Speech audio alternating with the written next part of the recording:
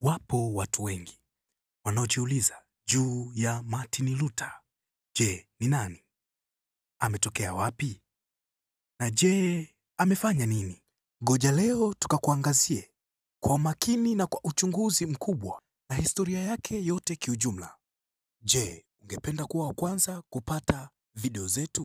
Basi bonyeza hiyo alama nyekundu hapo chini iliyoandikwa subscribe ili uwe wa kwanza kupata video zetu na kujifunza historia mbalimbali za watumishi wa Mungu waliopita baada ya kuandikwa kwa Biblia.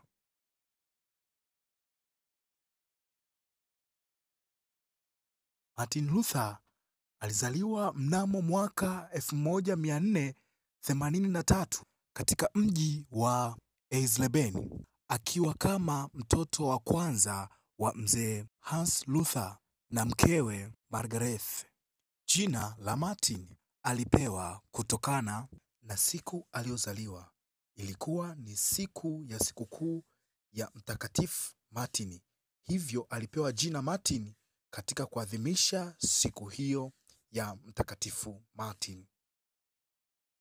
Mwanzoni baba yake Martin Luther alitaka kumsomesha mwanaye sheria. Kutokana kipindi kile watu waliokuwa wamesoma sheria walikuwa wanapewa heshima na vipaumbele sana